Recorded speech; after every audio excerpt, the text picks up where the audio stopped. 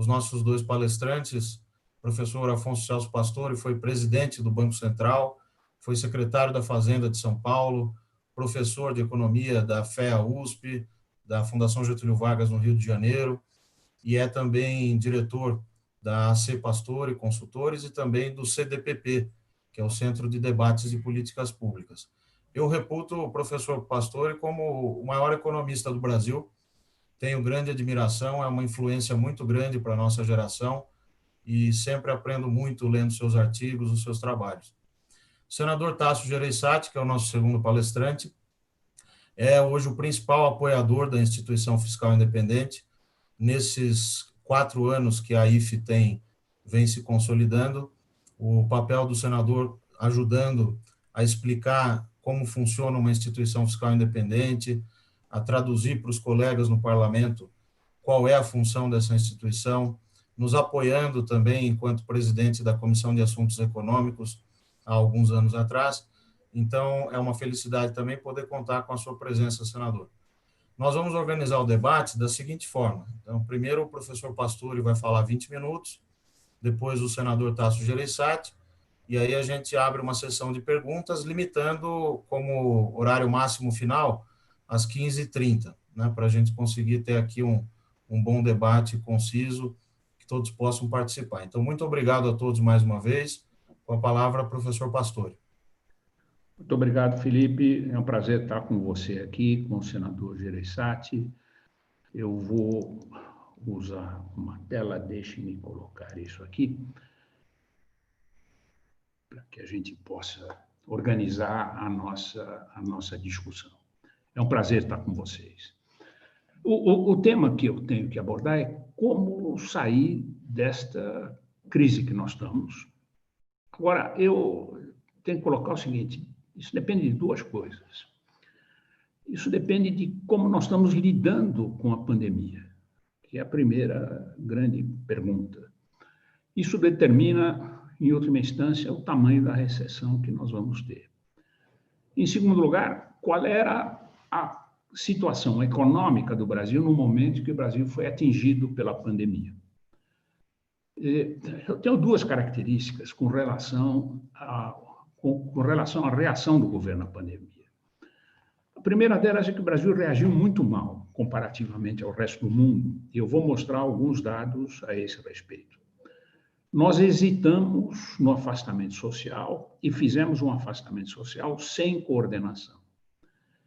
Quer dizer, o meu ponto é que isso nos leva ao pior dos dois mundos. A recessão será mais longa e mais profunda e o número de mortes tende a ser maior. Isso, pelo menos, é o que eu tenho aprendido nesses últimos tempos, com uma consulta muito grande com os especialistas em epidemiologia. Nós temos uma estimativa de uma queda do PIB em 2020 em torno de 7%. Quer dizer, quando começou a pandemia, o Fundo Monetário Internacional fez uma projeção de queda do PIB do mundo inteiro, de Estados Unidos, de Europa, de China e de Brasil. E, naquele momento, a projeção do FMI era de uma queda de 5,3% no nosso PIB. Tinha uma outra estimativa simultânea a esta, que foi a do The Economist Intelligence Unit, que previa 5,5% de queda, ambos sob o pressuposto de que o Brasil teria feito um lockdown geral no país, achatando a curva, de tal forma que, nas últimas semanas de abril, a curva no Brasil já estaria achatada e você, em algum ponto do segundo trimestre, começaria a ter uma abertura ordenada da atividade econômica. Nós, hoje estamos no dia 30 de maio, a curva no Brasil ainda tem um comportamento exponencial. Ela não achatou, de forma que nós entramos no segundo trimestre do ano sem ter visto aquele benefício que estava lá atrás. Quer dizer, esse tipo de crise começa com uma paralisação da atividade econômica, que é o lockdown, que é o fechamento da oferta. O fechamento da oferta estava suposto ser muito mais curto do que ele de fato vai ser, ele vai ser mais longo, portanto, a recessão será maior do que a recessão inicialmente projetada pelo FMI. Tem muita gente com vergonha ou com receio de falar um número. Eu estou mais velho, já perdi um pouco esse tipo de prurido, de forma que eu prefiro ficar com aquilo que a gente julga que é o mais correto. A segunda questão é como é que o Brasil foi atingido por essa pandemia. Nós somos atingidos numa situação fiscal extremamente frágil. Depois de muitos anos de crescimento de relação dívida-PIB, que, no fundo, só não foi maior, porque por alguns anos o Brasil manteve superávites primários mais altos, gerados por aumento de impostos, não por controle de gastos. Quando chegou em 2016, o governo tomou a decisão de propor ao Congresso a aprovação de uma emenda constitucional que congelava os gastos primários em termos reais. Essa não era uma regra fiscal autoaplicável, ela requeria reformas, a primeira das quais nós conseguimos, foi a reforma da Previdência, mas há um conjunto de outras, como reforma administrativa e tantas outras, eu não vou entrar em detalhes sobre isso neste ponto, teriam que ser feitas, e todo esse conjunto de reformas parou. Quer dizer, nós não fechamos ainda o circuito que garanta o cumprimento do teto de gastos. Isso tem uma implicação sobre a dinâmica da dívida. Nós fomos pegos pela pandemia e a pandemia requer obrigatoriamente que haja um aumento de gastos. A emenda constitucional que previu o congelamento de gastos previa que, em caso de emergência, e esta é uma emergência, você pode fazer gastos que não entrem no cômputo do teto de gastos.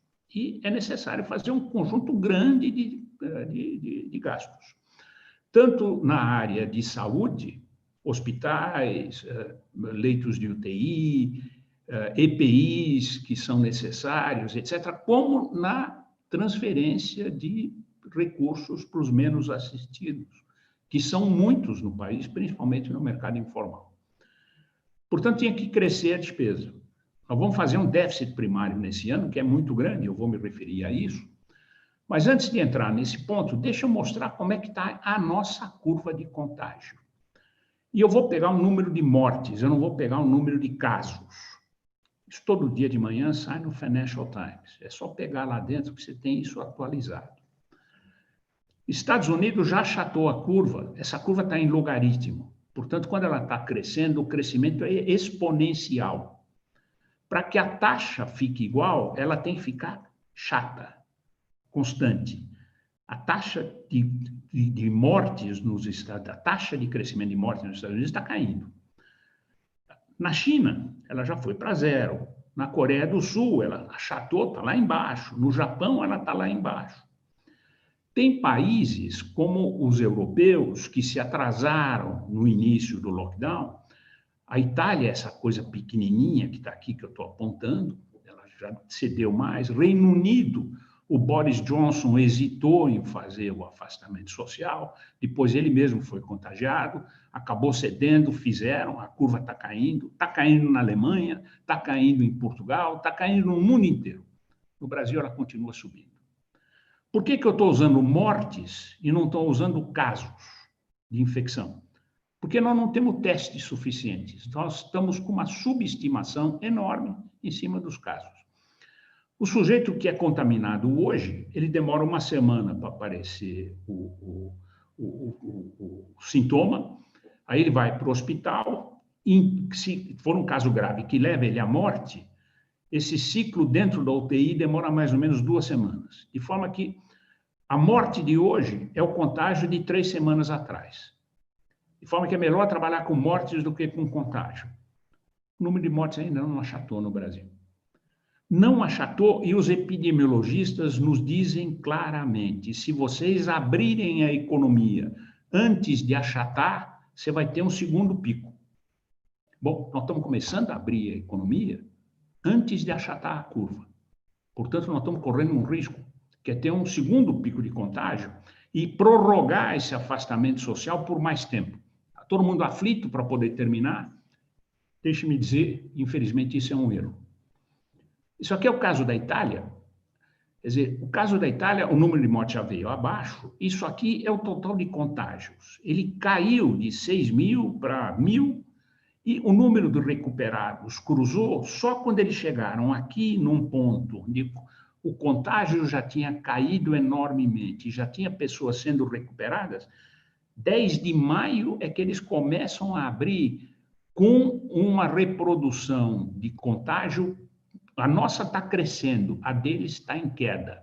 E todos os países que abriram esperaram que caísse. Deixa eu lhe dizer, quando eu olhar para isso, sou obrigado a dizer que a nossa recessão vai durar mais tempo. Nós vamos tentar abrir, mas vai ter que fechar de novo. Desculpem esse tipo de notícia num fim de semana, mas nós temos que encarar as coisas como elas são de fato. Nos Estados Unidos existe um órgão que é assemelhado ao nosso IFE, que é o Congressional Budget Office.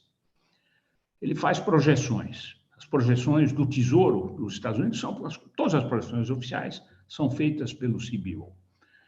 Eles, obviamente, como todo mundo, isso aconteceu na Europa, isso aconteceu no Japão, aconteceu na China e aconteceu aqui. Independentemente de qual é a tua situação fiscal, no auge da crise, você tem que aumentar os gastos. Se você tem que aumentar os gastos, você joga o déficit para baixo. Quer dizer, você aumenta o déficit. O déficit sai de $1 trilhão para 4. Em proporção ao PIB, ele sai de 5% do PIB para 17% do PIB. Da mesma forma como o Congresso aqui no Brasil aprovou, isso é um gasto que não se repete nos próximos anos. E eu vou insistir nisso, ele não pode se repetir nos próximos anos. Primeiro, porque nós não somos Estados Unidos, que é um país que tem uma dívida que está hoje perto de 90%, 75% do PIB, 80% do PIB. É uma dívida num país que tem uma taxa real de juros, que é a taxa a qual cresce o numerador da relação dívida-PIB, menor do que a taxa de crescimento econômico, que é a taxa a qual cresce o denominador. Se a taxa do numerador cresce abaixo da taxa do denominador, se você fizer equilíbrio fiscal, a dívida cai sozinha. Então, ele não tem problema de sustentabilidade de dívidas. Mesmo um país que não tem problema de sustentabilidade de dívidas, faz um gasto único e para sempre, que não se repete. Bom, esse gasto faz com que a dívida, que estava lá no 75, salte para perto do 100. Como ele não tem problema de sustentabilidade de dívida, ele pode deixar essa dívida ir crescendo ao longo do tempo. Ela vai chegar em 2030 lá perto de 124%, 125% do PIB. Deixa eu olhar para as nossas projeções sobre relação dívida-PIB no Brasil. Dívida vinha crescendo, estou falando de dívida bruta na definição brasileira. Final do ano passado, ela estava em 76% do PIB. 2016 foi criado o teto de gastos. O teto de gastos acaba nessa área branca que está aqui. A área cinza é adiante do teto de gastos. Se o país não tivesse tido o Covid e o país recuperasse o crescimento a um ritmo de 2% ao ano, que é parecido com o PIB potencial, essa dívida ia bater 80% do PIB em 2024. Daqui para frente começava a cair. Quando tivesse acabado o teto de gastos, ela entraria numa queda profunda se continuasse cumprindo o teto de gastos, que é o que está nessa hipótese. Isso permitiria que lá por 2030, 2029, 2028, você pensasse em flexibilizar o teto de gastos. Bom, isso foi embora, não existe mais. Só pela queda do PIB de 7%, se não tivesse tido o déficit desse ano, a dívida já iria acima de 90% do PIB, só pela queda do PIB. Ela iria bater 100% do PIB aqui em 2024, depois que acabou o teto de gastos. Com esses números, e eu não sei se vai ter que prorrogar aquela ajuda dos 3.000 por família, é provável que sim, diante daquilo que eu mostrei lá atrás, sobre a dinâmica da pandemia. Essa dívida irá ou um pouco abaixo de 100% ou em 100% do PIB ao final deste ano. Voltando com as mesmas hipóteses de um crescimento de 2%, o pico dessa dívida será alguma coisa em torno de 110% do PIB, se cumprir todos os tetos de gastos. Tudo isso aqui está sendo feito dentro da hipótese de que não cria nenhum gasto adicional e cumpre o teto de gastos. A fragilidade da nossa situação econômica é muito grande.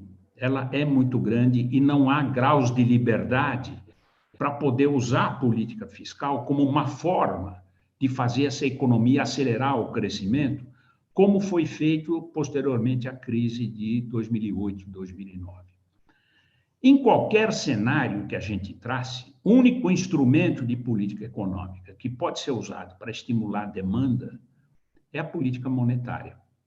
Você não tem nenhum grau de liberdade para usar a política fiscal estimuladora da atividade econômica. O que você pode fazer é usar uma coisa que tem um papel semelhante ao da política fiscal, aumento de gastos, que são os investimentos em infraestrutura através de concessões ao setor privado. Quer dizer, não com recursos públicos, não daquela forma como nós chegamos a ver anunciado pelo general Braga Neto, que é o chefe que pertence ao governo. Naquele dia que deu uma entrevista sobre o tal Plano Marshall, que seriam investimentos em infraestrutura, um pedaço por concessões e outro pedaço com uso de recursos públicos. Não há espaço. Nós não temos recursos públicos para fazer isto. Felizmente, com um sistema regulatório bem feito, com leilões competitivos, não com leilões com carta marcada, como era no tempo da corrupção, que se encerrou no governo Dilma. Quer dizer, não daquele jeito. Nós podemos atrair concessionários domésticos e internacionais que se financiam no mercado de capitais doméstico, e o grande volume dos investimentos em infraestrutura é em dívida, não é em equity, não é em capital. Eles podem perfeitamente se financiar, não tem nenhuma pressão fiscal sobre o governo, e o investimento em infraestrutura certamente pode ser usado junto com a política monetária para poder, no fundo, fazer a economia recuperar. Mas para aqui a instrumentação que a gente tem. Podemos fazer reformas, como a reforma tributária, que atrai capital, que permite abrir a economia, ser mais eficiente. O que é importante ter em mente é que não tem espaço de gastos públicos para poder fazer a economia recuperar. Ou seja, o que resta fazer, no momento que se encerrar a fase aguda da pandemia, é aprofundar as reformas e concluir a consolidação fiscal da economia brasileira. Eu quero olhar aqui dois cenários possíveis. Primeiro, o governo retoma as reformas e volta a cumprir o teto de gastos, imediatamente após. Pode usar a política monetária, pode fazer reforma tributária, como essa que está na Câmara, na relatoria do Baleia Rossi, que, no fundo, muda o IVA para um imposto sobre valor adicionado, pode abrir a economia, pode ter várias reformas que impulsionam a economia. Só que não pode ter aumento de gastos. Por que isto? Eu vou mostrar para vocês que já há uma saída de capitais relativamente forte e uma depreciação cambial que ainda não se transforma em inflação, porque a economia está muito deprimida devido à recessão. Como você tem essa desinflação, o Banco Central ainda pode baixar a taxa de juros, ainda pode expandir o crédito, ele ainda pode usar a política monetária como um mecanismo de estímulo conjuntural. Você tem que continuar tendo reformas estruturais, mas esse é o cenário. Cumpre-se o teto de gastos, a economia caminha bem. O cenário 2 é o cenário no qual o governo, ou o Congresso, ou o populismo que se instala ou no governo ou no Congresso se juntam, e existe um risco disso acontecer, que você diz o seguinte: olha, vamos subir a dívida, vamos aumentar mais gasto, vamos flexibilizar esse teto de gastos, afinal de contas, nós temos que fazer a economia recuperar. É muito fácil defender isso, eu já vi muita gente defendendo isso em governos passados e vejo isso é frequente. Enfim, eu não quero citar nomes. O que eu quero mostrar para vocês é que isto aumenta o risco de sustentabilidade da dívida. Isso não se resume só àquele risco que os economistas apontam, que é o risco de dominância fiscal, no sentido de ver o Banco Central perder a capacidade de controlar a inflação e a inflação subir, o que faz a política monetária perder potência. Isto gera depreciação cambial através da saída de capitais. Como é que está isto? O Brasil depende de capitais para fechar o balanço de pagamentos. Nós temos, historicamente, déficits na conta corrente. Esse é um país que tem poupança baixa. País que tem poupança baixa tem que financiar o investimento absorvendo poupança externa. E absorção de poupança externa significa fazer déficit na conta corrente. O déficit na conta corrente é financiado por um superávit na conta de capitais. Entram capitais no Brasil, se eles entram a mais do que o déficit na conta corrente, você tem superávit no balanço de pagamentos e acumula reservas. Se entram a menos do que o déficit na conta corrente, você tem déficit na conta de capitais, você é obrigado a reduzir o volume de reservas. Nós temos duas grandes contas de capitais. O investimento estrangeiro direto, deixa eu olhar para ele primeiro, ele já foi de 80 bilhões de dólares ano, aqui atrás. Isso aqui são dados mensais, acumulado de 12 meses. De 2014 em diante, ele tem flutuado um pouco acima, um pouco abaixo, em torno de uma média de 60 bilhões de dólares por ano. É um investimento maciço, ele é muito grande. Um grande pedaço dele é numa conta que existe dentro do Banco Central, que se chama participação no capital. Uma empresa estrangeira, uma Volkswagen, uma Fiat, uma na Alemanha e uma na Itália, resolvem aumentar o capital da sua empresa no Brasil para que ela possa fazer programas de investimento na produção de automóveis. Esse investimento é classificado como participação no capital. Esse é um dinheiro que entra e não sai mais. Mas ele tem que entrar. Isso aqui está, hoje em dia, perto de 50 bilhões. Essa outra linha azul são empréstimos intercompanhia. Quer dizer, a Fiat não quer capitalizar, mas ela empresta para a Fiat Brasil, numa debênture, por X anos. Aqui tem mais 10 bilhões, a soma dos dois dá 60. Eu vou voltar a isto. Segundo tipo de ingresso são os ingressos em carteira. São investidores não residentes que compram títulos públicos ou ações no Brasil. O acumulado dos títulos públicos é essa linha marrom, o acumulado de ações é essa linha azul. À exceção de 2008, quando você não teve ingresso líquido em carteira, nós tínhamos 40 bilhões de dólares por ano ou 70 bilhões de dólares por ano, depois caiu para 20, depois subiu para 50. Aí o Brasil perdeu o grau de investimento. Vocês lembram disso? Quando fizemos poucas e boas, de ter déficit primário, começou a subir a dívida, perdemos o grau de investimento, saiu o capital num ritmo de 20 bilhões de dólares, mas nunca mais entrou. Começou o Covid, nós estamos assistindo a uma aceleração na saída de capitais. Nos últimos 12 meses, aqui entrou 40, aqui entrou 70, aqui saiu 60. Bom, qual é o risco que tem aqui? Suponha que o Brasil se comporte de acordo com este cenário 1. O governo se comporta a sério e diz o seguinte: eu vou voltar a cumprir o teto de gastos. O risco fiscal cai. No que o risco fiscal cai, o investidor estrangeiro diz o seguinte: risco de default, de dívida, é muito menor. Se o risco de default de dívida é muito menor, por que eu vou tirar os recursos do Brasil? Sai menos. Agora, suponha que você vai para o segundo cenário. Você chega e manda tudo isso às favas e começa a aumentar gasto. Bom, aumentou o gasto, o risco de solvência do governo cai. Se o risco de solvência do governo, o risco de solvência que já existe hoje, que já acelerou, acelera mais. Segunda coisa, qual é a perspectiva desta conta, investimentos estrangeiros diretos? Vamos lembrar que o Covid não pegou só o Brasil. Ele pegou o mundo inteiro. De onde vêm os investimentos estrangeiros diretos no Brasil? Ah, vem da China. Não é da China.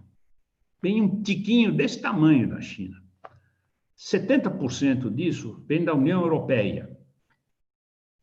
com grande predominância de certos países, como a Alemanha, como a Holanda, como a Espanha, etc., que são países grandes lá dentro. A recessão vinda do Covid na Europa é muito maior do que a recessão nos Estados Unidos. Quer dizer, as empresas da Europa não terão lucros no ano de 2019 e 2020, porque vão estar absorvendo uma recessão cuja recuperação não é em V, embora o ministro Guedes insista em dizer que ela é em V. Ninguém vê isso, só ele. Se a recuperação não é em V e a queda da atividade econômica é forte, eu diria, e mais uma coisa, o Brasil também tem uma recessão profunda e longa. Me deem uma razão para uma multinacional pegar a sua subsidiária no Brasil e capitalizá-la para fazer investimentos aqui. Primeiro, quando ela não tem o dinheiro para isso. Em segundo lugar, quando o retorno sobre isso no Brasil não está lá. Eu diria o seguinte, deve cair esse ingresso de investimento direto. Eu não sei quanto cai, mas eu posso usar um educated guess. Voltar para a crise de 2008, que foi uma crise mundial, menos profunda do que esta, muito menos profunda do que esta. Em 2008, nossos investimentos diretos caíram para 20. Bom, então em 60, se ele cai para 20, deixa de entrar 40. Como é que isso conta com o balanço de pagamentos? Bom, em primeiro lugar, balanço de pagamentos tem dois grupamentos de contas. Um grupamento de contas está na conta de capital, que é essa que eu acabei de mostrar. É a soma dos investimentos em carteira mais os investimentos diretos estrangeiros. A soma dos dois tinha aquele pico no investimento em carteira de 60, mas tinha mais 20 de investimento direto, isso aqui estava em 80, caiu durante a crise de 2008, teve um pico aqui em 2011, entrou 160 bilhões entre investimento direto e investimento em carteira. Depois isso foi reduzindo, ainda era grande. Hoje em dia nós estamos com uma saída. Está negativa a conta de capitais. Ela está negativa aqui perto de 10 bilhões antes de ter acelerado. Essa linha azul é o déficit na conta corrente, que é o outro agrupamento de contas. Isso tem exportação, importação, viagens internacionais, fretes e seguros, pagamento de lucros e dividendos. Em 2007, você tinha um pequeno superávit na conta corrente que virou um pequeno déficit. No entanto, o Brasil teve um enorme superávit no balanço de pagamentos, que são essas barras cinzas, de 80 bilhões. Foi quando o Banco Central levou a reserva do Brasil para 200 bilhões de dólares, que era onde ela estava quando teve a crise de 2008. Aí teve a crise de 2008, teve um pequeno déficit aqui.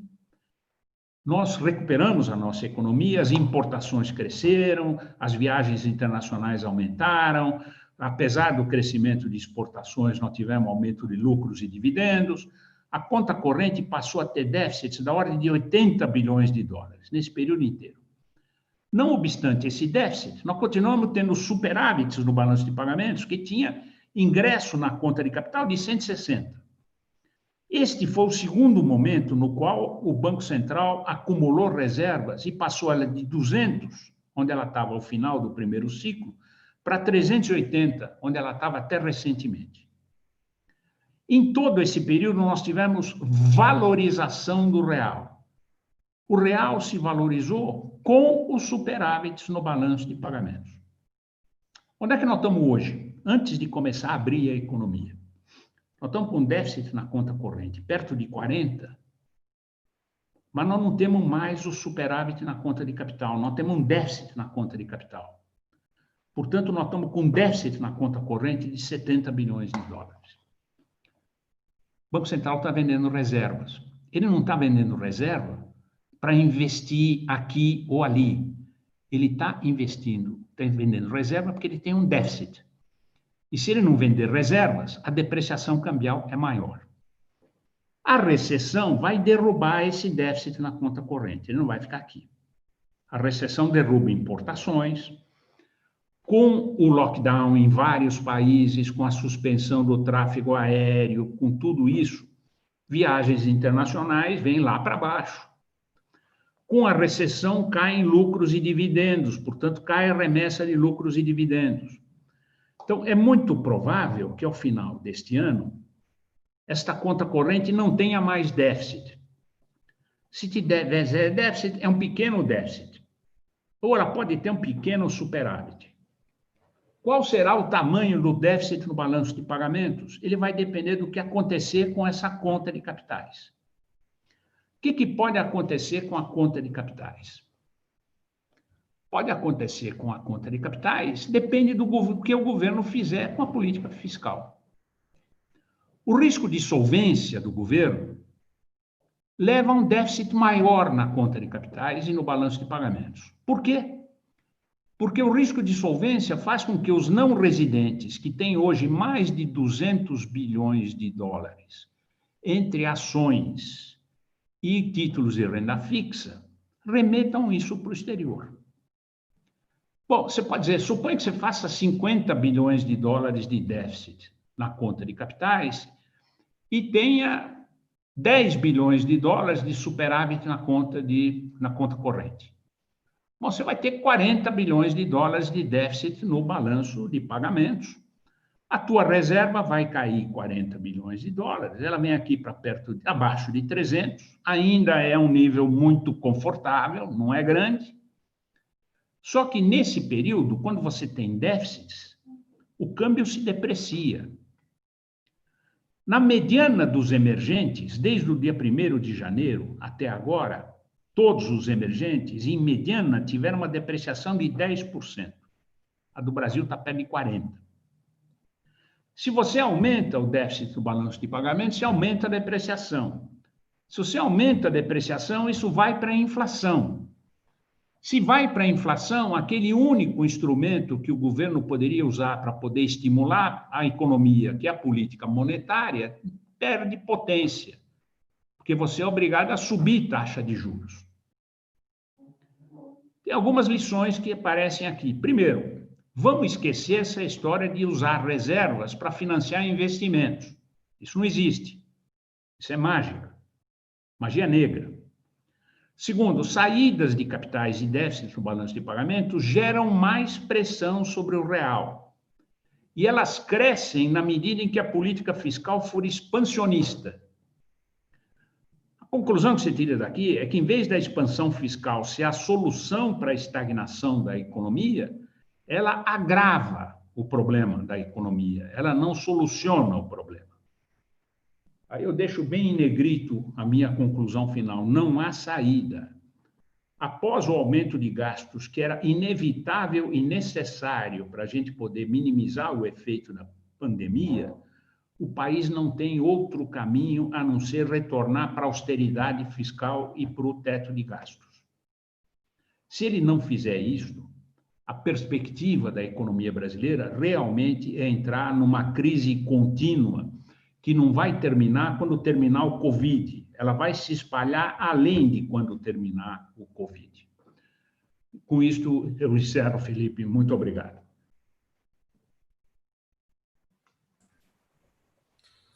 Bom, professor Pastor, é impressionante como o seu raciocínio é límpido, claro, e o didatismo também assim, realmente a gente fica boquiaberto, porque esse encadeamento de ideias, ele mostra o seguinte: nós temos um problema fiscal que vem de antes da crise, a crise requer aumento de gastos e piora do déficit, isso é aceitável, mas a gente precisa de uma sinalização urgente para o após-crise, que aponte para uma âncora fiscal. Essa âncora fiscal hoje é o teto. Isso significa controlar a despesa. Num contexto, e que aí o senhor traz uma novidade, talvez o primeiro artigo sobre o assunto foi o seu no Estadão da semana passada, que é o déficit no balanço de pagamentos.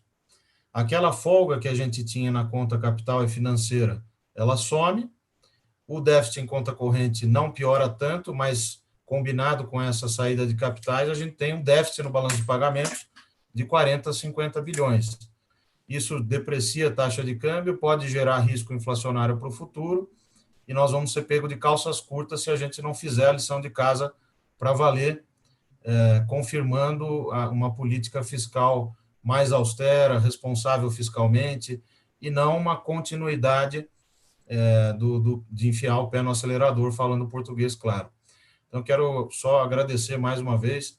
Depois nós vamos fazer algumas perguntas, já estão chegando aqui algumas questões também dos ouvintes, mas agora eu quero passar para o senador Tasso Gereissati, agradecendo mais uma vez, né, por aceitar o nosso convite, sempre apoiando bastante a instituição fiscal independente, e acho que ele vai poder nos trazer uma visão política de como o Congresso está operando nesse momento, quais são os riscos que ele vislumbra, como é que as nossas lideranças políticas parlamentares estão enxergando essa possibilidade de executar um plano econômico e fiscal que vai ser duro, né? Passada essa crise, isso se a gente conseguir fazer com eficiência todo esse gasto neste ano, passado todo esse período, a gente vai precisar de um momento de austeridade. Será que há clima para isso? Como é que o Congresso está vendo essa questão? Então, senador, passo a palavra, agradecendo mais uma vez. Bom, boa tarde a todos. Felipe, novamente, obrigado pelo convite, mas depois dessa aula espetacular do professor Pastore, com didatismo extraordinário, confesso que não dá nem vontade de falar mais nada, está tudo dito aí. Mas, infelizmente, professor, a tendência que eu estou vendo no Congresso hoje é oposta. Nós começamos essa legislatura com um discurso do governo muito forte de disciplina fiscal. Nós passamos praticamente até pré-pandemia inculcado na mente coletiva do Congresso, principalmente nos dois presidentes da Câmara e do Senado, de uma preocupação fiscal bastante relevante. E havia um certo proeminência do governo, do pensamento do governo, principalmente do ministro Paulo Guedes, em relação a esse tipo de comportamento dentro do Congresso. Aos poucos, isso mesmo antes do Covid-19, isso foi tendo um relaxamento, foi tendo um afrouxamento. Eu diria, pós aprovação da reforma da Previdência. Certo ou erradamente, nós convencemos ou ficamos convencidos que a reforma da Previdência resolveria todos os problemas fiscais. Isso foi aquela bala de prata que foi pregada: se aprovar a reforma da Previdência, a reforma da Previdência. E eu diria que depois de aprovada a reforma da Previdência, houve um certo afrouxamento e na preocupação do Congresso, eu falo Congresso como um todo aí, na mentalidade do Congresso como um todo, em relação à questão fiscal. Bom, veio a pandemia, tinha que gastar, consciência geral, consenso, vamos salvar vidas é o nosso foco.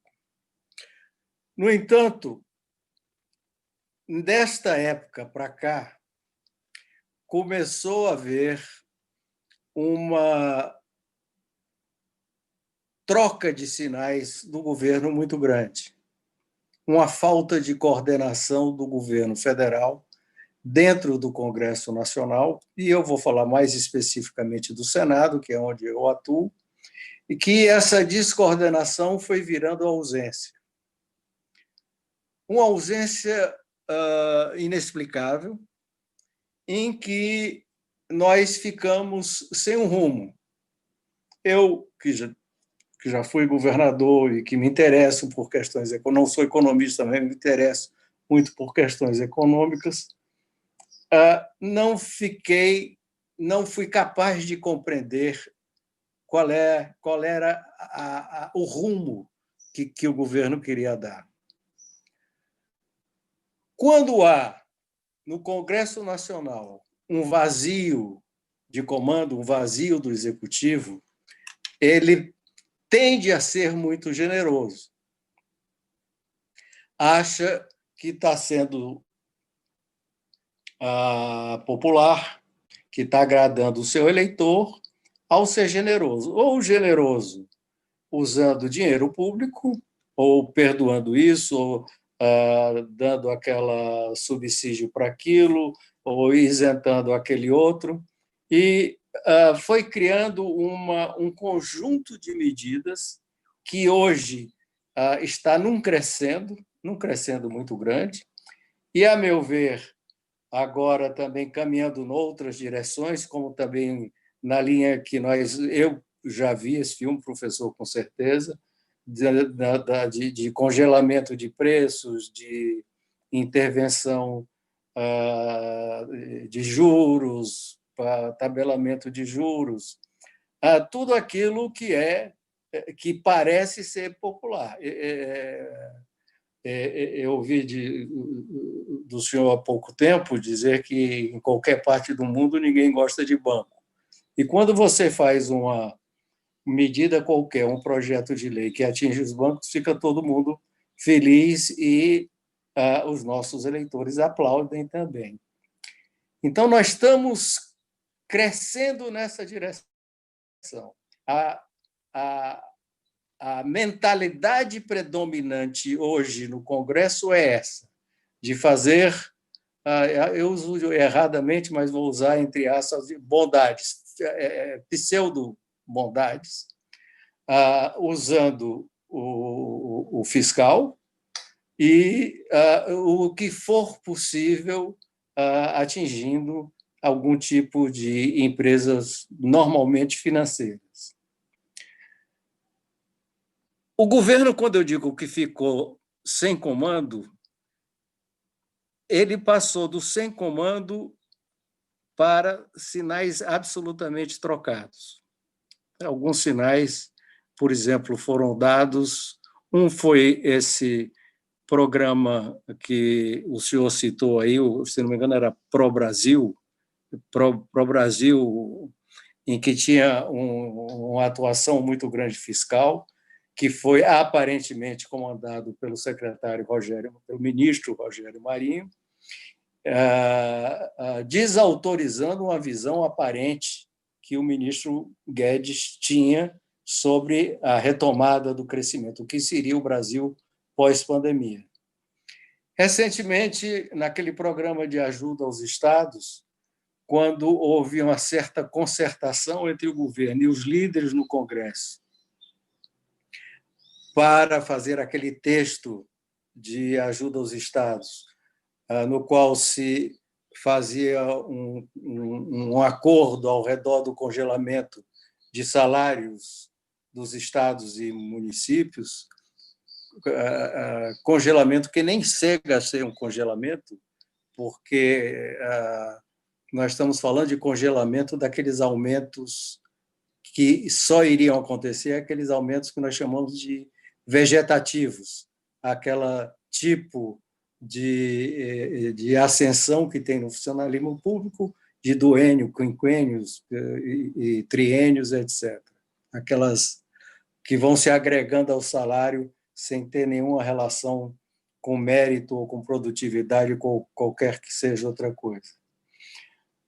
Quando o próprio líder do governo desautorizou, nós fizemos no Senado, no momento seguinte, o líder do governo, falando em nome do presidente da República, desautorizou aquele acordo,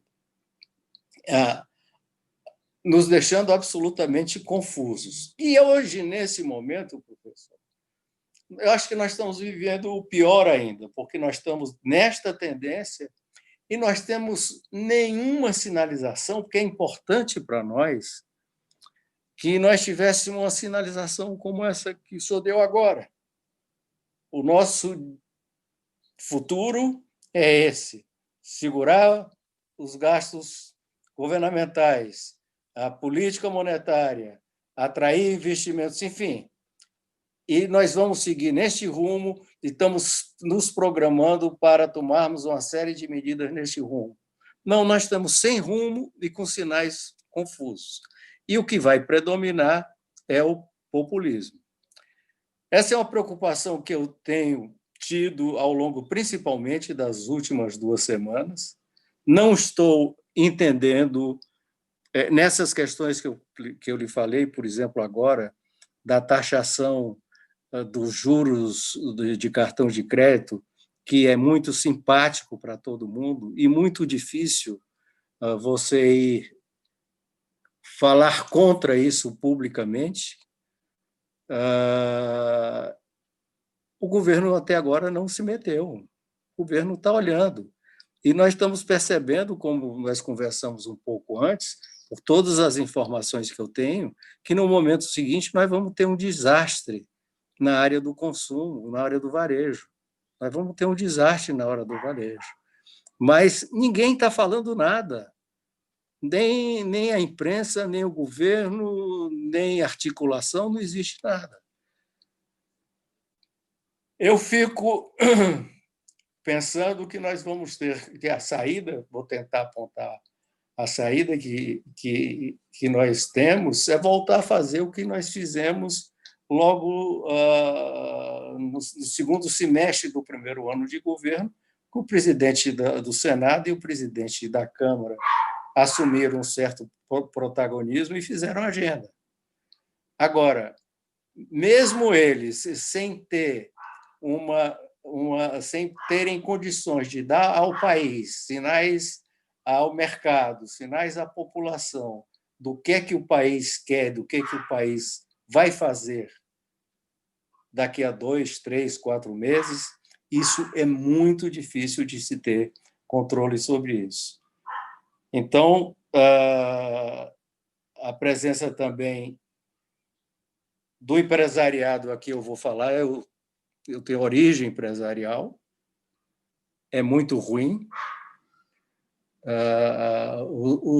Todos os movimentos empresariais públicos foram no sentido de acabar com o distanciamento social.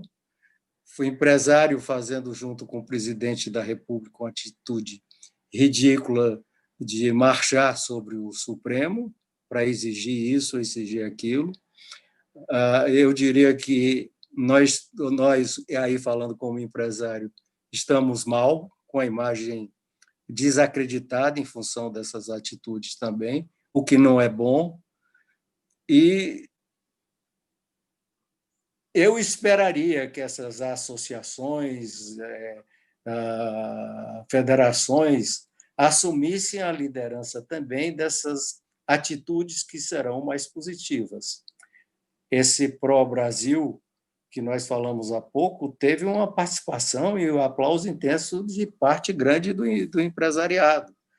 Nós tivemos uma reunião na Fiesp, falando para o Brasil, com o Bolsonaro e o próprio Paulo Guedes presente, que era no sentido de terminar com distanciamento social. Não estou falando em lockdown, estou falando em distanciamento social, nem lockdown ainda. Lockdown não passa para a cabeça dessas lideranças empresariais, pelo menos essas que têm se manifestado. Então, nem esse suporte que nós tivemos no passado dessas organizações, federações muito alinhadas com o problema fiscal, nós estamos tendo mais hoje. Então, o suporte político, o professor sabe, nós vivemos de voto, nós vivemos da boa vontade da população conosco.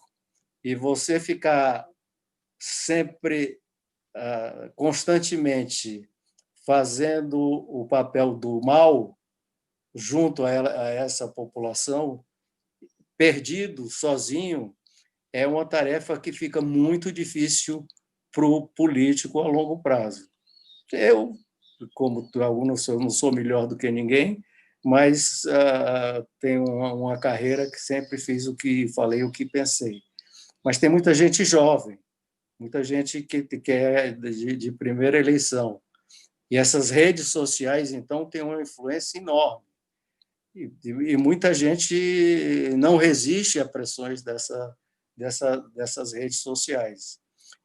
E pela primeira vez eu vi na minha vida, professor, de tanto tempo na política, as pessoas, antes de votarem em determinado projeto, pegar aqui no seu iPhone as redes sociais e ficar consultando como é que está o comportamento delas em relação ao seu voto. Isso aparentemente pode ser considerado, o cara está respeitando o seu eleitor, mas é péssimo. Só vota pseudos bondades. Então, acho que nós temos que fazer algumas articulações em cima disso tudo. E, por essa razão, que eu me coloco à disposição e acho que o professor, com todo o respeito e admiração que ele tem do Brasil todo, também fazer uma pressão maior da sociedade em cima desse rol de problemas que nós estamos pela frente. Muito obrigado. Não sei se fui mais pessimista ainda que o professor, então eu peço perdão. Senador Tasso, muito obrigado pelas explanações. Na verdade, o que nós temos é uma espécie de nau sem rumo, né? Em que falta uma diretriz a respeito do que vai ser o futuro, para onde nós estamos caminhando, e é muito bom ouvir vozes como a sua, porque a gente percebe que ainda há lideranças dentro do Congresso trabalhando pelas pautas importantes e com responsabilidade fiscal, né? Porque ter responsabilidade fiscal não significa que vai ficar em segundo plano a pauta social, a pauta do desenvolvimento. Ao contrário, ela é o passo zero para que se possa ter mais desenvolvimento e mais crescimento a médio prazo. E eu gostaria de franquear a palavra aqui para o Josué e para o Daniel, se eles gostariam de fazer alguma colocação, alguma pergunta. E chegou uma pergunta aqui também de um assessor do Senado. E também quero registrar que o Armínio Fraga estava nos prestigiando aqui, mandou um abraço tanto para o professor Pastore quanto para o senador Tasso. Felipe, Josué, posso falar? Então, falar. Boa tarde para o professor Pastore, boa tarde para o senador Tasso, boa tarde, Daniel, Felipe, e todos que acompanham o evento, né? O Felipe já disse, mas vale enfatizar, é uma honra para nós aqui estar contando com a presença do senador Tasso e do professor Pastore. A gente teve aqui agora uma análise econômica, né, muito boa, e uma análise política também muito boa, né? A análise econômica está dizendo, né, com toda a fundamentação, né, que é necessário passada a pandemia ou ainda no transcurso, né, haja uma preocupação muito grande com o retorno do equilíbrio fiscal, né, para que a economia possa se recuperar mais rapidamente e até para que não tenhamos mais problemas ainda, até eventualmente problemas de balanço de pagamento, né? Então, ao mesmo tempo que a análise econômica está enfatizando essa questão do equilíbrio fiscal, a análise política está nos mostrando que as condições políticas não são muito apropriadas, né, para a busca do equilíbrio fiscal, né, pendendo até, em alguns momentos, até para o populismo, né? Então, a gente vê que as duas análises, conjuntamente, realmente nos traz motivos para nos preocupar, né? Bem, o que eu gostaria de perguntar, em função, inclusive, dessas duas análises, né, para o professor Pastore, mais especificamente com relação à questão do financiamento, né? A gente tem um déficit público aí que deve ultrapassar os 10% do PIB, podendo até chegar a mais, inclusive, em caso de prorrogação das regras do auxílio emergencial, né? Então, os próprios dados do professor Pastore apontam para a possibilidade da dívida pública chegar a 100% ainda esse ano. Então, eu gostaria de perguntar para o professor Pastore como é que ele vê e a principal fonte de financiamento, a gente sabe qual é, né? A dívida imobiliária e as operações compromissadas. Eu gostaria de ver como é que o professor Pastore está vendo como é que pode se processar o financiamento desse montante de gastos, né? Até digamos, o final do ano, né? Em março e abril teve problema também com rolagem da dívida imobiliária, foi baixa a rolagem, isso tudo acabou batendo no saldo da conta única e a necessidade de um aumento das operações compromissadas para enxugar essa liquidez, né? As operações externas até ajudaram um pouco, como efeito colateral, porque o Banco Central vendeu reservas e ajudou a enxugar as compromissadas. Então, aparentemente, é uma tendência de se financiar com uma certa deterioração do padrão de financiamento, um aumento da participação das compromissadas e um encurtamento do prazo da dívida imobiliária. Eu gostaria que o professor Pastore analisasse melhor, né, a evolução do financiamento até o final do ano, e trazendo aí questões associadas a isso, né, a venda de reservas até o final do ano, que acabou ajudando, né, a conter as compromissadas, a questão também da compra de ativos pelo Banco Central, né, que, aliás, já começou, né, no meados de maio, já está havendo compras de ativos, tem 18,5 bilhões de reais já no ativo do Banco Central, que também está pressionando as compromissadas, né? Então, uma outra questão que talvez fosse interessante analisar. E também como é que o professor vê a questão do espaço para o financiamento monetário, né? A base monetária, inclusive, ela já aumentou um pouco mais em abril e maio. Pode ser algum aumento de demanda por moeda, o que traz aí um certo espaço para o financiamento monetário. Mas eu gostaria que, se houvesse tempo, também eu discutisse a questão mais ampla aí do financiamento monetário, que, inclusive, tem sido proposta por alguns economistas, né? Felipe, rapidamente, se puder perguntar também para o senador Tasso também. Senador Tasso, se o senhor puder fazer uma análise aí, queria saber um pouco mais das perspectivas do centro, né, no espectro político, né?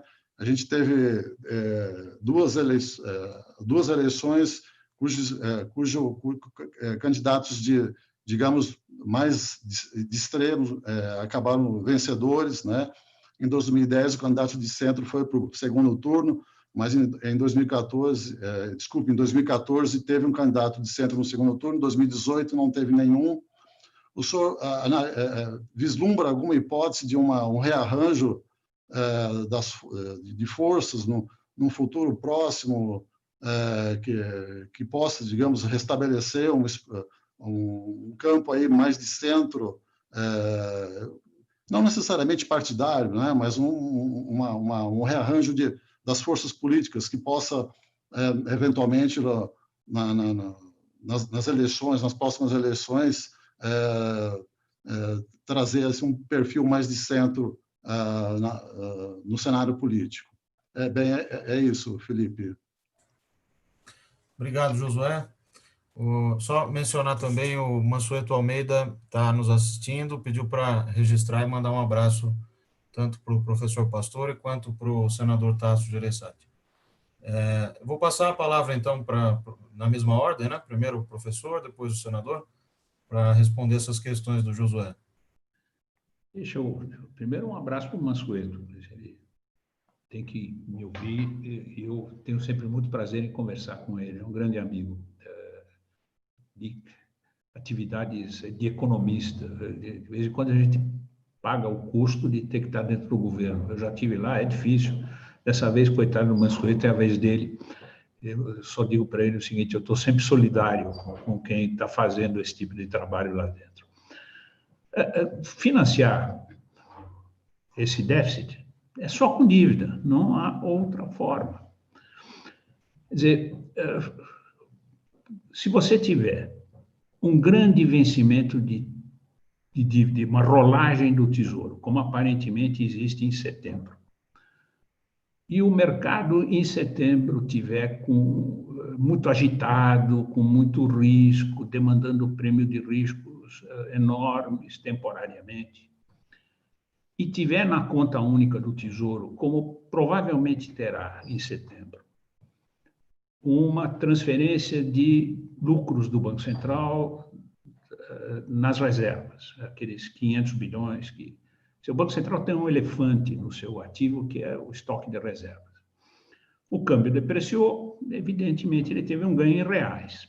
A lei diz, e se não me engano, essa lei começou, se não me falha a memória, com um projeto de iniciativa do senador Tasso Gereissati, que foi levada para o Congresso e acabou sendo aprovada na forma de lei.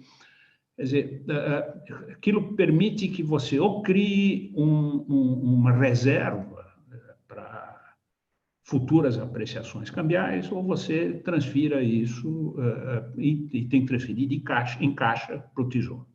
Isso vai para a conta única do Tesouro. O Tesouro, se tiver dificuldade, se os leilões estiverem demandando prêmios de risco muito altos, o Tesouro pode escolher o momento no qual ele quiser fazer o leilão. Ele usa temporariamente o recurso do Caixa Único, o que obriga o Banco Central a lançar compromissada em igual magnitude.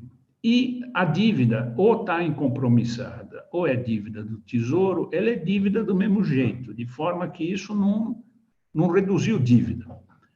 Quer dizer, ele apenas mudou o canal através do qual ele vendeu. Quer dizer, isso é perfeitamente possível fazer. Isso é uma questão técnica de saber se naquele momento, aquele é o melhor momento para fazer. O momento do leilão está determinado pelo vencimento da dívida, mas você pode postergar isso, usar o Caixa Único do Tesouro, o chamado colchão de liquidez, usa temporariamente a compromissada. São questões que não interferem com o fato de que a totalidade do déficit vai ter que ser financiado com dívida. É tão simples quanto isso. O que acontece é que você está pondo um outro elefante aqui na sala, que é o tamanho do déficit, 10% do PIB.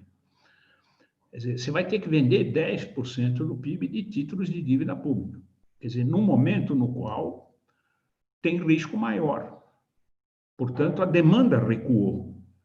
Você vai botar uma oferta maior, isso derruba o preço dos títulos e sobe as taxas de juros. O Tesouro tem que estar muito preocupado com o custo da dívida.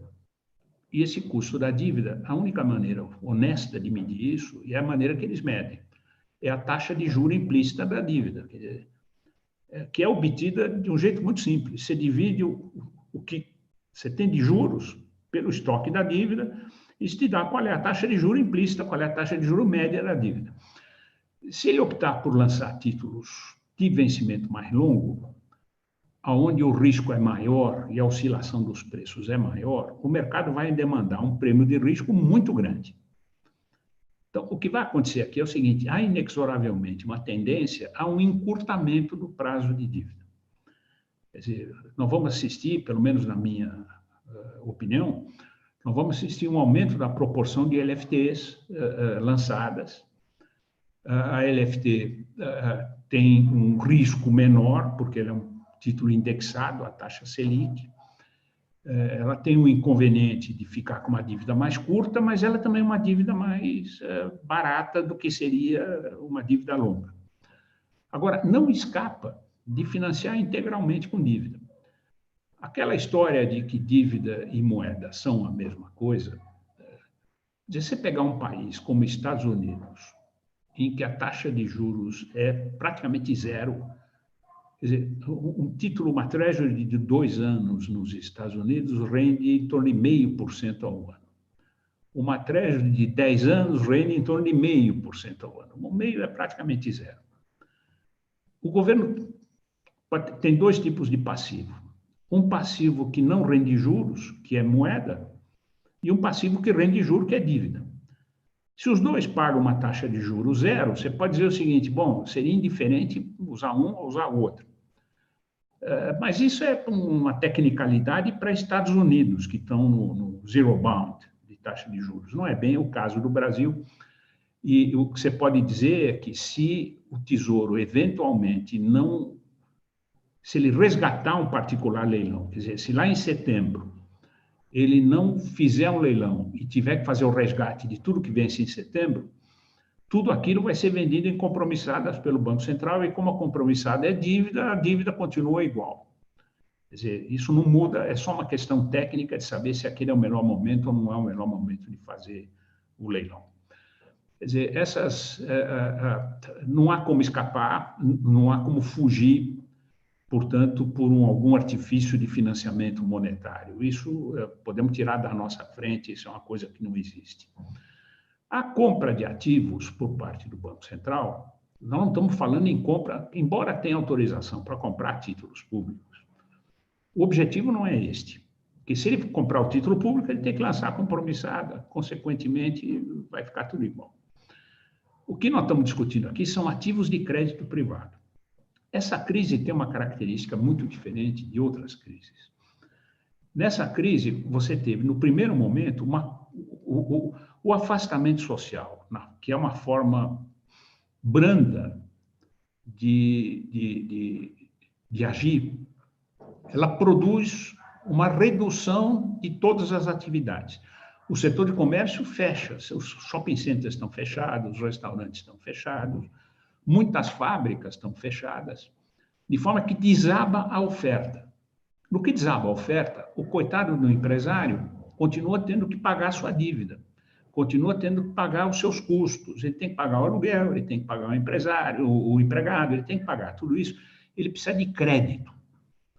Então, a forma que você tem de minimizar, você não elimina esse problema, ele vai sair machucado da crise. As empresas vão sair da crise mais fracas, isso não tem dúvida. Mas para você evitar que elas quebrem, e é importante evitar que elas quebrem, porque nós temos que preservar o patrimônio que nós temos de capacidade produtiva, Pipocas. Afinal de contas, é disso que a economia vive.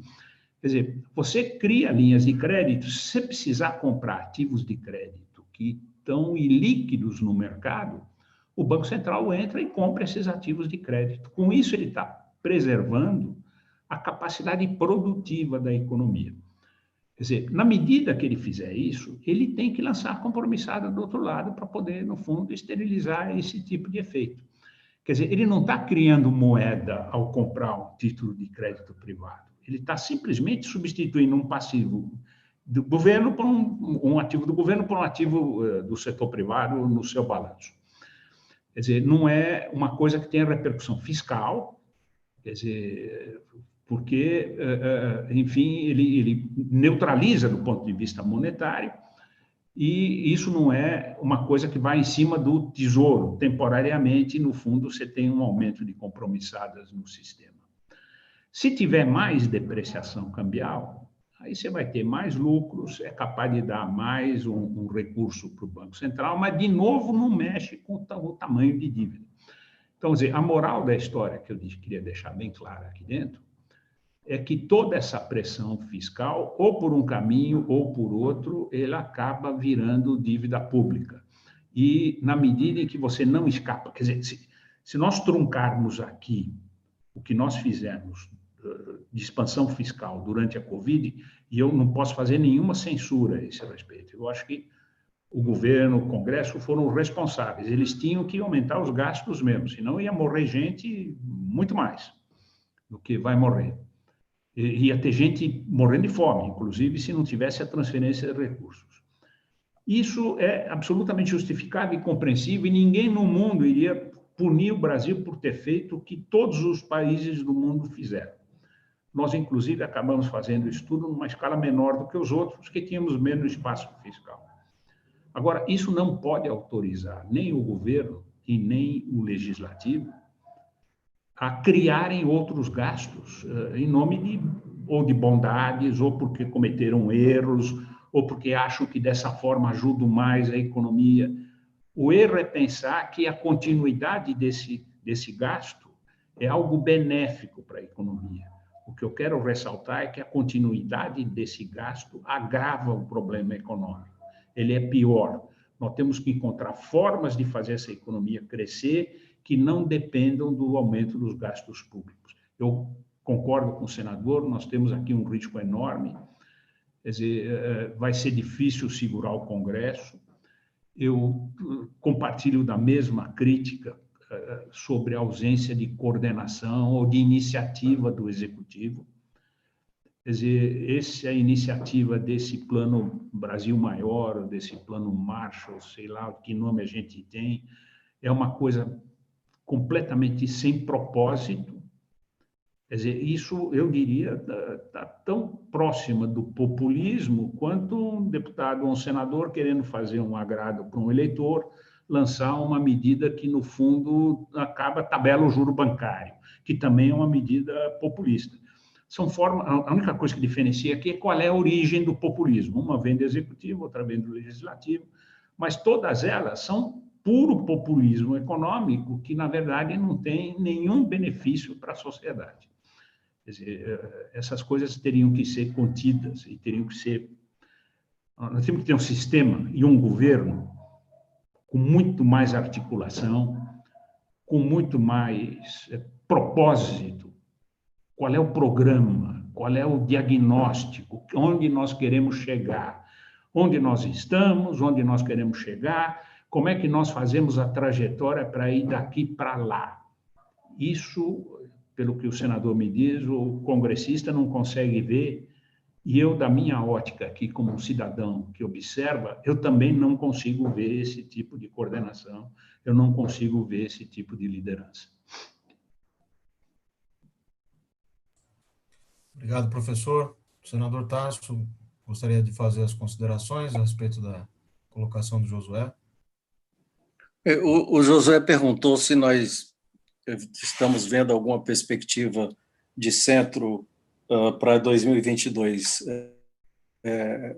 Eu, nesse ponto, eu sou bastante otimista, porque um dos problemas que nós criamos com os governos Dilma, Lula-Dilma e agora Bolsonaro é o do radicalismo. O bem contra o mal, não tem meio termo, e se você é de direita, usaria hidroxicloroquina, se você é de esquerda, não usaria.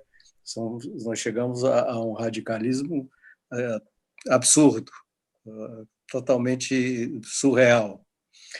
Então, e acho que o país vai chegar em 2022 querendo um pouco mais de equilíbrio, de calma, de tranquilidade, porque eu não vejo crescimento econômico sem tranquilidade, sem estabilidade.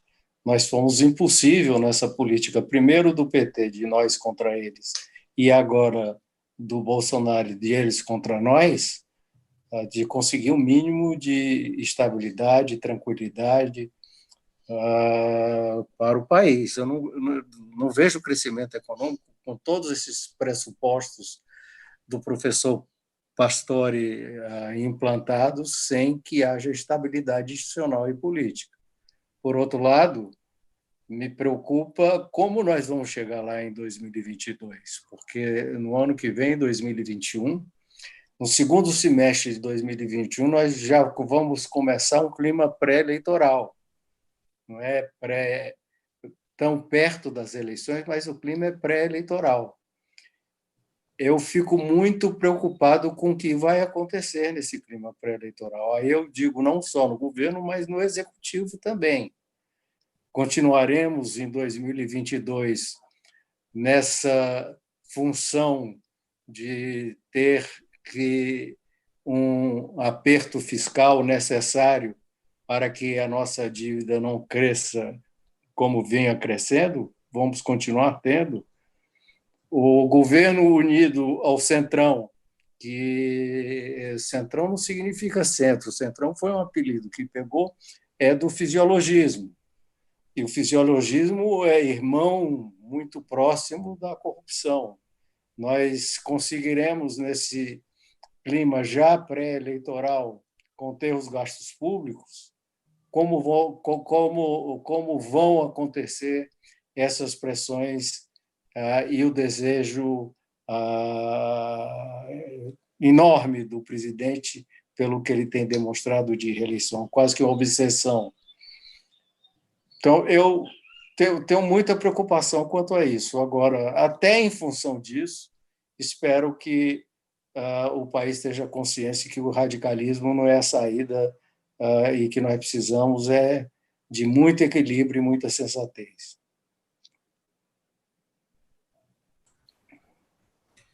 Bom, a gente ainda tem mais uns 10 minutos. Eu pergunto se posso fazer aqui alguma questão que chegou pela internet a respeito de limite de dívida para o professor Pastore. O que ele acha dessa proposta de colocar limite para a dívida pública em conjunto ou em substituição ao teto de gastos, se isso seria uma alternativa a partir do ano que vem. E, Daniel, gostaria de fazer algum comentário? Poderia aproveitar agora ou já passo de volta para o professor Pastore? Acho que eu me sinto... Boa tarde, professor, boa tarde, senador, Felipe, Josué. Acho que eu me sinto contemplado. Eu tinha pensado em fazer uma pergunta na linha dessa das regras fiscais, né? Acho que o professor já respondeu na apresentação dele de que a gente não havia espaço fiscal antes, depois da crise, continua sem o espaço, né? Então, a importância de manter o teto de gastos para o professor nesse momento pós-pandemia, né? Então, eu acho que o professor respondeu muito bem. Eu vi a preocupação do senador com como a política parece estar indo na direção contrária, e fiquei pensando aqui como seria possível compatibilizar isso, né? Por um lado, a necessidade de manter o controle das contas públicas e, por outro, um desejo, aparentemente, do Congresso de aumentar a despesa, né, nesse momento. Então, eu acho que eu transformaria um pouco nessa pergunta sobre regras fiscais, aproveitando também a questão do teto da dívida, como o professor enxerga essa questão do auxílio emergencial, que pode se transformar em permanente, como compatibilizar, teria como ter uma forma de aumentar gastos sociais de forma mais neutra do ponto de vista fiscal, de repente com uma reforma tributária, ou extinguindo outros programas, ou substituindo outros programas sociais. Acho que minha pergunta seria nesse sentido, né, de como compatibilizar esse desejo de criação de despesa do Congresso com a necessidade de uma neutralidade fiscal para o futuro, né? Vou passar para o professor Pastore para responder e já fazer as considerações finais, depois também para o senador Tasso para as considerações finais. Agregando aí a pergunta do Daniel, o teto de gastos tem os gatilhos, né, previstos na emenda 95, lá no ADCT. Como é que o senhor vê essa questão da viabilização do acionamento dos gatilhos também como uma alternativa, né? Porque o pior seria abandonar a regra, né? Talvez acionar os gatilhos seja uma alternativa interessante para ajudar a manter o rumo, né, do ajuste fiscal. O teto de gastos não é uma regra fiscal auto-aplicável, ela é, antes de tudo, um compromisso político para segurar a despesa, para manter os gastos sob controle. O Brasil tem um problema de estoque de dívida, porque o Brasil tem um problema de fluxo de gasto maior do que o fluxo de receita. Quando você tiver um problema de fluxo de gasto maior do que o fluxo de receita, você vai aumentar a sua dívida. Então, ou você coloca um teto de dívida, ou você coloca um teto de gastos. O que você tem que tomar consciência é que você tem que fazer uma escolha sobre como você equilibra as contas. Outro dia morreu o Alberto Alesina, um economista de Harvard, muito jovem, 63 anos. Ele tem um livro maravilhoso, escrito com Francisco Giavazzi e com o Fagel, que se chama Austerity. Eles fizeram uma pesquisa em 20 países da OECD, analisando dois tipos de austeridade fiscal. Austeridade fiscal que opera controlando gastos e austeridade fiscal que opera aumentando impostos. É impressionante a vantagem que tem a austeridade a partir do controle de gastos. As recessões, quando você faz com aumento de imposto, são muito maiores e mais longas. A dívida pública continua crescendo quando você faz isso com aumento de imposto. Você consegue efeitos muito importantes quando você controla gastos. Isso, você pode dizer o seguinte, os países da OECD, que eles puseram lá dentro, que são 20, são 220 episódios de austeridade fiscal que eles selecionaram. É um estudo empírico maravilhoso. Eu diria o seguinte, nós fizemos uma escolha, e a escolha foi feita antes do livro do Alesina, de forma que vale aí a intuição de quem estava no Ministério da Fazenda, no Banco Central, na época em que foi proposto, que foi uma proposta controvertida. Mas eu acho ela uma belíssima proposta. Quer dizer, ela deu um caminho, ela sugere algumas coisas para a gente. Quer dizer, nós temos que entrar naqueles gastos que são os gastos obrigatórios. Agora, o gasto obrigatório não significa você controlar o gasto social. Significa você pegar, por exemplo, o senador estava colocando essa questão do reajuste dos funcionários públicos. Bom, eu já fui funcionário público. Quando eu era professor da Universidade de São Paulo, eu era funcionário público. Eu não era avaliado pela qualidade das minhas aulas, pela qualidade das pesquisas que eu fazia, pela exposição que eu tinha entre os profissionais. Eu era avaliado pelo tempo de serviço. Se eu ficasse parado, sentado na minha sala, dando uma aula por semana ou duas, não fazendo mais nada, o meu aumento de salário era o mesmo. A cada 5 anos eu tinha um quinquênio, depois tinha uma sexta parte, depois incorporava, depois tinha isso, depois tinha aquilo. Não pode ser assim. Tem que ter algum sistema de mérito no meio da história. Quer dizer, não é fácil fazer uma transição de um sistema antigo para um sistema novo. Você não pode atuar sobre direitos adquiridos. Você teria que fazer uma reforma para os novos entrantes. Como o funcionário já é velho, você sabe que vários deles vão se aposentar. Portanto, ao longo dos próximos 15 anos, você vai se deslocar para um novo sistema. Mas você tem que se deslocar para esse novo sistema. Quer dizer, o Brasil não faz mais investimentos, o Brasil tem uma concentração de distribuição de renda e um nível de pobreza que são vergonhosos. Você teria que ter realmente regras de renda mínima, você teria que encontrar maneiras de economizar em algum ponto para poder redistribuir renda. E a melhor forma de redistribuir renda é através do gasto público, não é através da tributação. Se bem que você pode também obter coisas boas com tributação. Agora, deixa eu voltar ao ponto original. Para você poder fazer isso tudo, você tem que ter alguma liderança, Pipocas. Você tem que ter algum programa. Quer dizer, eu não quero falar de presidente A, presidente B. Eu já assisti no Brasil, por exemplo, quando o Fernando Henrique era presidente da República, ele teve muitos erros, mas teve acertos. E tinha um governo que, no fundo, propunha reformas, propunha mudanças, várias delas extremamente positivas para o país. Agora, mais do que a qualidade das reformas, que eu acho que foi muito boa naquela época, dadas as condições da época, o que existia era um governo que negociava politicamente com o Congresso. Aquele presidencialismo de coalizão que existia era um presidencialismo diferente do presidencialismo de hoje. Você pegava um partido que não pensava exatamente como você e dizia o seguinte: o que você acha que a gente devia fazer? Eu acho que na educação você devia fazer isso, fazer aquilo, fazer aquilo.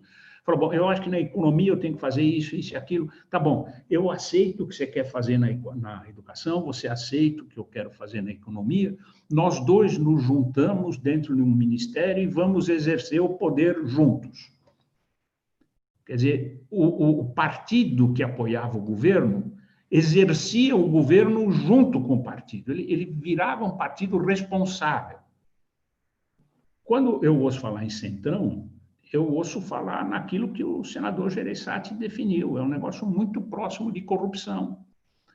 que é um tipo de atitude que diz, eu quero tal emenda para tal município, para tal... Ele não está levando dinheiro ele, mas ele está, no fundo, aumentando gastos de uma forma que atendam ao interesse político regional naquele local que ele tem e que não tem nada a ver com a execução de um programa de governo.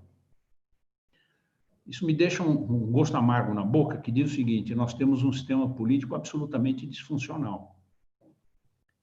Quer dizer, não é possível, com 30 e tantos partidos, você fazer coalizões do tipo das que eram feitas lá atrás. Quer dizer, algo terá que ser feito nessa linha, não é só na área de economia, é na área da reforma do sistema político, é tudo isso. Quer dizer, quando eu olho para o tamanho da encrenca que tem na frente, eu saio com um gosto amargo na boca. Quer dizer, eu realmente acho que, do jeito que as coisas estão sendo conduzidas, não é mais o nós contra eles, agora é o eles contra nós. É um governo que confronta, ele não dialoga, ele confronta instituições. Enfim, isso não se faz um país desse jeito. Esse jeito que você faz é um caos. E só por acaso o caos podia produzir algum resultado. Enfim, nem por acaso eu acho que isso produz. De forma que isso é realmente um defeito que nós temos, com o qual nós temos que conviver. E eu espero que a reflexão das pessoas mais maduras, que estão no exercício da política, consiga encontrar atalhos e caminhos que encerrem essa fase negra do nosso sistema político e permitam ao país encontrar um caminho um pouco melhor do que esse que nós estamos metidos hoje em dia, que é profundamente desanimador do meu ponto de vista. Com essa palavra otimista, agora que eu dei ao final, eu encerro e agradeço a vocês todos por ter me dado a oportunidade de dialogar francamente com vocês. Obrigado ao Felipe, obrigado ao senador Tasso por gastar algum tempo ouvindo as minhas... E, para mim, é sempre um prazer ouvi-lo, de forma que eu agradeço muito o nosso contato, ainda que à distância. Muito obrigado, senador.